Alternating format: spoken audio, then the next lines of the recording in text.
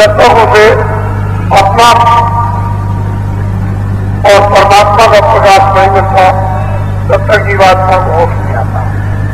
और इतनी सुलभ रीति, सुलभ रास्ता भजन का कि अपना संसार की तरफ से थोड़ा सा ख्याल, ध्यान इधर से लगाओ, जरा सा आधा कर 5 मिनट, 10 मिनट, 15 मिनट, आधा घंटा थोड़ा सा भजन पर जरा जोड़ दोगे और मन बुद्धि को रोककर संसार की तरफ से रखकर जीवात्मा के साथ लगाओगे तो दोनों की मदद से बोझा उतरेगा, चलेगा।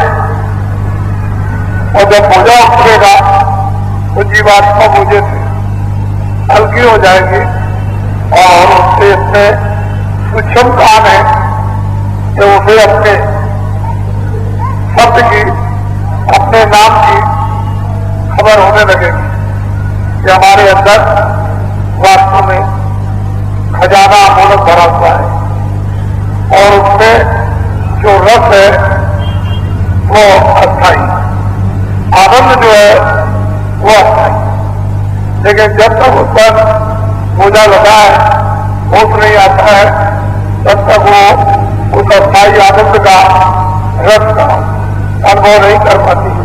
और इसी वजह से मन जो है वो दरवाजे पे हटकर इंद्रियों के भोगों में फिर पुनः जो जुगों का आदि हो गया उसी तरफ भागता।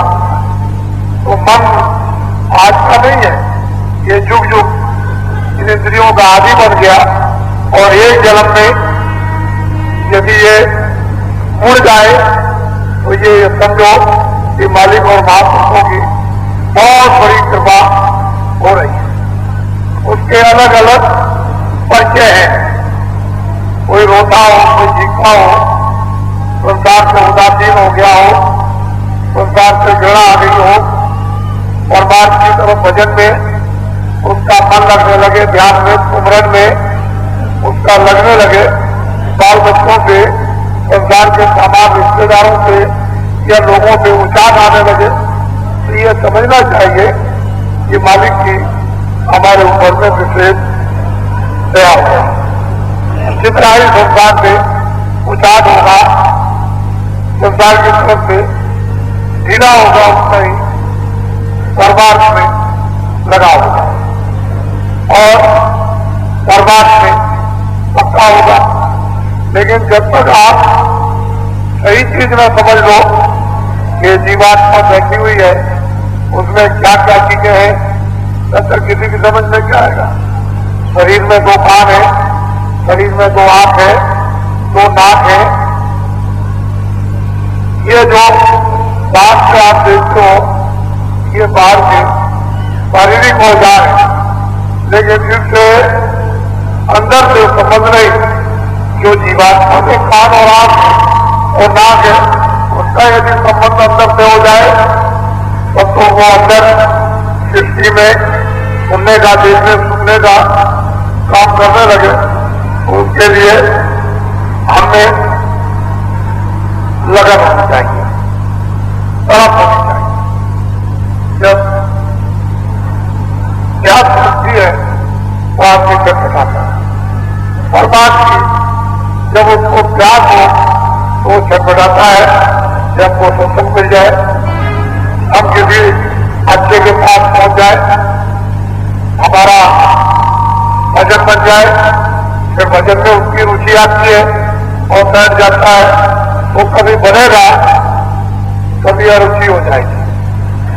तो ऐसा मालूम होगा कि साधन हमारा खत्म हो गया।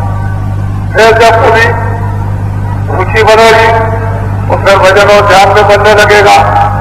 उस समय पर यह समझना चाहिए कि मेरे ऊपर बहुत से कर्मों के तरह तरह के मुझे लगे हुए हैं जो अपने जीवों के साथ में कर्म किए हैं।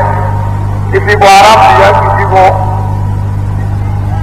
रुलाया, किसी को तड़पाया, किसी के साथ अपने आप किया, किसी को भोजन कराया, किसी की रक्षा की।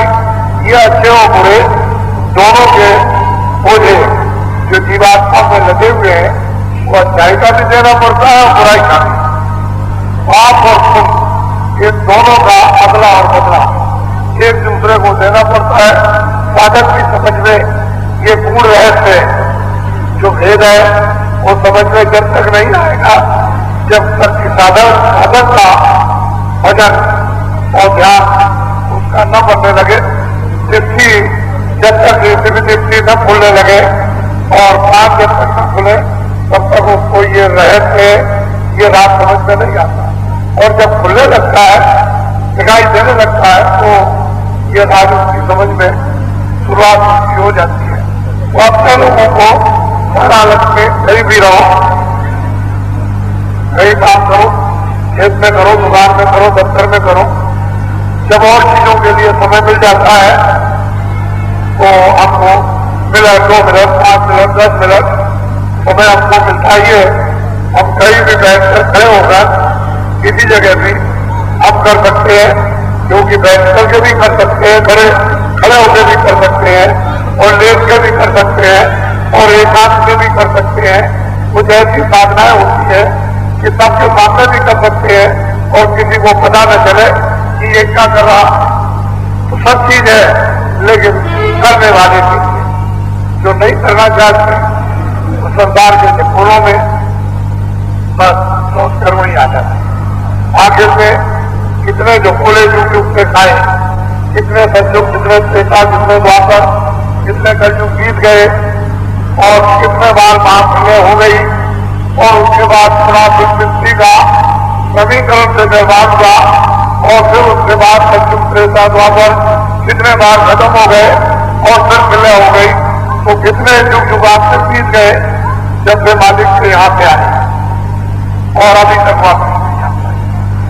तो महापुरुषों की हर तरह से अगर परिश्रम मेहनत होती है, किस तरह से जीवों पर संस्कार डालकर संस्कारी उसको बनाते, आगे जो भी महात्मा आएंगे उनको इनके उठाने में, इनके ले जाने में, भजन ध्यान सुमरन कराने में, इनकी सौदा प्राप्त कराने में और इनकी जीवात्मा के जगाने में और घर पहुंचाने में एक आसानी हो जाएगी। तो महात्मा उस करेगी जीवों के साथ में सुविधा संस्कार डालते रहते हैं और वो ऐसे सब उच्च कोट के संस्कार डालते हैं कि समय आने पर जीवात्मा यहाँ पर बड़ी आसानी से यहाँ से निकलकर इस मनुष्य से और अपने परम घर में जो जहाँ कभी छोटा बड़ा नहीं, जहाँ कभी विनाश नहीं होता है, वहाँ जीवात्माएं पहुंच जाती है। लेकिन हम लोगों को अभी से ही सबको ये चेष्टा कोशिश सन्ना होकर के करनी चाहिए कि हमारा जो काम है उसको हम करें। थोड़ा बहुत सुगम हो जाएगा, लेकिन न इधर से न उधर ये भी मुश्किल होगी। तो आप बुद्धि से विचार नहीं करते हैं कि रामायण क्या कहती है, गीता क्या कहती है, वेद क्या कहते हैं, वास्तव क्या कहती है। बस और एक दो ही काम है, पाप और पुण्य दो ही काम है। सब आत्मा भगीरों ने बताया कि बुराई का बुराई और अच्छाई का अच्छाई, ये जब सब चीजें हैं और सबने बताई तो ये खेद ही कर्म सृष्टि का है। मनुष्यों को कर्म करने का अधिकार दे दिया है। आंख से करो, कान से करो और नाक से करो, हाथ से करो, पैर से करो, मन से करो, बुद्धि से करो, चित्त से करो। ये जो औजार है इनसे जो भी काम आप करोगे वो कर्म बनता चला जाएगा और फिर इनका फल अपने अपने औजारों को भोगना पड़ता। आंख को अपना, कान को अपना, नाक को अपना, जबान को अपना, मन को अपना, बुद्धि को अपना, चित्त को अपना। जो इनसे काम करेगा उसे होगा। फिर वो उससे दुखी होगा, कोई आंख से दुखी होगा, कोई कान से दुखी होगा, कोई बहरा हो जाएगा, कोई अंधा हो जाएगा, कोई लूला हो जाएगा, कोई लल्ला हो जाएगा, कोई मन से पीड़ित होगा, कोई बुद्धि से चिंतित होगा। ये तो और इसलिए ये कर्म क्षेत्र होती है, जो जैसे कर्म करे वैसा करता है। आत्मा को ये चाहिए कि जो भी पूरे काम कर्म करे, अच्छा बुरा बन जाए, बुरा तो करे नहीं, अच्छा जो बन जाए, लेकिन काम को सब समर्पण करते हैं। ये मुझसे भूल चूक या अच्छा बुरा जो कुछ भी बन गया वो मतलब ये हम अर्पण करते हैं। हमको ये नहीं मालूम है कि अच्छा है बुरा क्या है, तो मालिक इसमें आपके ऊपर दया करेगा और आपकी मदद करेगा, सहयोग देगा, जिससे कि बुद्धि आपकी परिपक्व विवेक में आ जाए और मन आपका चित्त इधर उधर न बने। तो हर हालत में जब बादल मालिक की दया ही मांगता है तो कृपा होने लगती है और कृपा का वो दरवाजे में जब